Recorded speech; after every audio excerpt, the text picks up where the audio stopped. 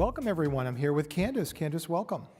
Thank you. I'm excited to be here. Indeed. And we're catching you right before your session, which is terribly exciting, about 20 or 30 minutes away. So you're going to be talking on Instagram, hints and hacks to connect with influencers. Tell us a little bit about what you're going to be talking about as you prep in your mind what you're going to be speaking on.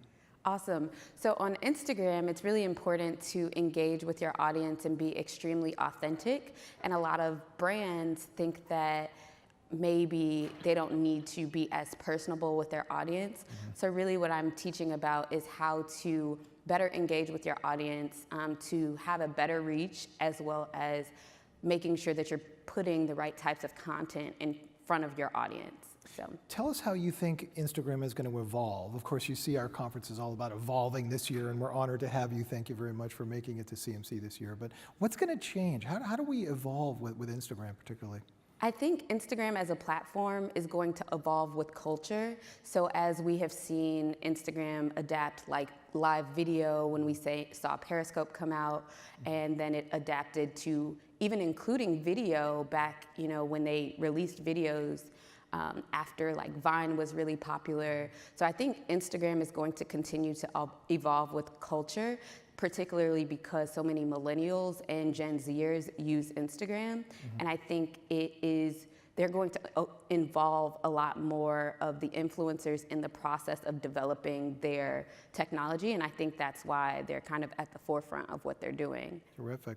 Now you're an influencer yourself, of course. Yes. And tell us a little bit about maybe some tips and advice for people trying to get started. What are some of the secrets for success that you've had for being the celebrity that you now are? I am so not a celebrity, but one of the things that I think for me was realizing that just kind of being yourself online is like what people want to see. Yeah. And I think in this day and age where we see so much perfection, that people want to see authentic stories and they want to hear the behind the scenes. So even if you do have a brand that, for example, I help women turn their ideas into businesses, it's very brand focused, but I share a lot of behind the scenes about, my nieces and nephews, or just like more content around who I am as a person. So doing that consistently online will help you build, regardless of the amount of following that you have.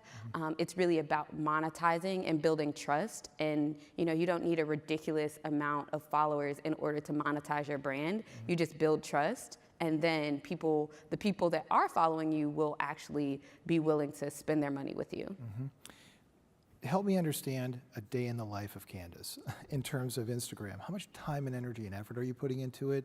How are you keeping track of your fans and your followers and sharing the love with them and the excitement for what you're doing? Absolutely.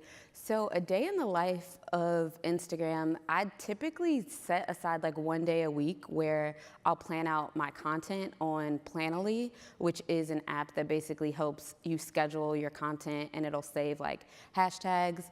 And I plan that out like one day a week. But a part of that too is whenever I'm out and about and I actually look nice and I'm not in just t-shirts and jeans, I'm basically taking as many pictures as possible from all the different angles so that I have content to use throughout the week.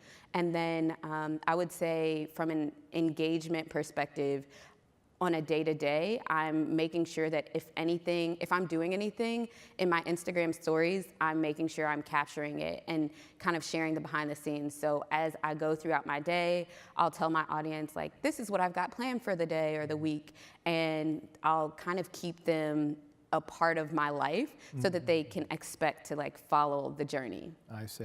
Yeah. For the amateur photographers of the world, yes, which maybe you were one day in your life, what tips and advice would you have specifically for Instagram and capturing that moment and sharing it with people? And where did you learn these secrets and these tips?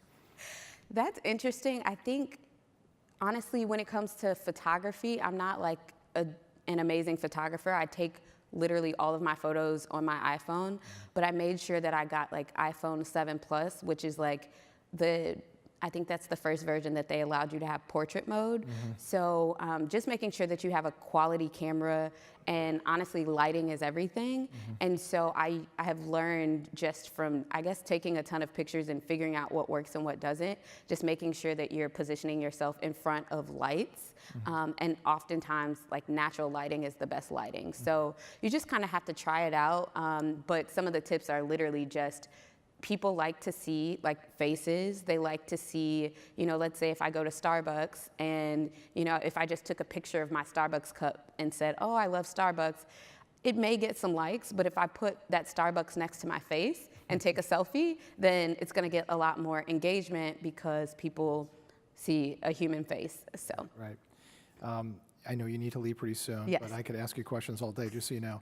How about your biggest Instagram failure? Like, where did you do something that you wish you could reverse time and take back, or not do something you wish you had? Right. I'm trying to think of anything. I would say. See, that's why you're an influencer. No. You made no mistakes. I think, honestly, when I first started, and this is just a branding thing overall, when you're starting a personal brand and you're building something, and I would literally post content about the things that I loved, for example, like women's empowerment or, you know, events that I was hosting, and it wouldn't get as much engagement. And I realized it was because I had not built a following that wanted to see the content that I was putting out. So basically, I would get offended, like, okay, I just told you about this amazing thing that I just launched, but it's like my family and friends that I'm, like, marketing to. So it's like, no, you have to build the audience of people that actually want to follow you, and that way you'll actually get them to engage, and you won't be offended if they don't respond. Right. Yeah. Did you, when you were first starting, were you ever frustrated or concerned that you were publishing great content in your mind, but no one was following? And how did you adjust your strategy of learning what your fans wanted, and how did that morph and change what you actually end up publishing? Awesome. So one of the things that I did early on was, I'm just like, I bear it all. I'm very open, I'm very transparent, and I think doing that consistently helped my audience to kind of, like, come along the journey. And I think, what was this? I feel like your question How did was you two parts. change or morph your strategy once you learned what feedback you were getting? Yeah, so I end up doing more of what I know works, and so it's kind of just like with email, you do A/B testing, right? So I put this out, they like it, or I put this out and they don't like it. So I post more of what people like and post less of what people don't. And then another really great thing is that in Instagram stories, there's the feature where they have a sticker where you can ask a poll and you can say this or that, or get people's feedback in your stories. So a lot of times I'll do that. And sometimes I'll also have, Instagram has the feature where you can, in the stories, ask a question. But I use that as a way to get their feedback. Like, I'll say, what do you want to see more of? Or, you know, when I quit my job in corporate, I was like, what questions do you have about quitting your job? Right. And then people would ask, and then I knew I could create more content around what they actually wanted to see. Let me ask you one more question. I know Yes. you need to run. Polls are fascinating. When you're crafting a poll, are you thinking about what your users would want to see the proportional final answers to? Or are you thinking yourself, like, I really want to learn what these answers are so I can reshape and refabric my content? Yeah, so it's twofold. So I sometimes create polls that will get their feedback on, you know, types of content that I should be posting. So it's more so figuring out, how can I better serve them? But then I also put some polls out that are, like, I make the responses, like, the generic response is yes and no, but sometimes I'll make it where one answer is like, heck yeah, and then the other one is like, please, yes, give me more information now. So both of the answers are yes, but I'm changing it into a call to action where I can send them a link to sign up for something, or, for example, for my newsletter or something like that. Got it. We're honored to have you here. Thank you very Thank much. I don't want to you. keep your fans waiting in your session, but thank you so much for joining us. Awesome, I appreciate it. Right on. Look forward to next year perhaps as well. Yes, thank Right on. you. Great, thanks.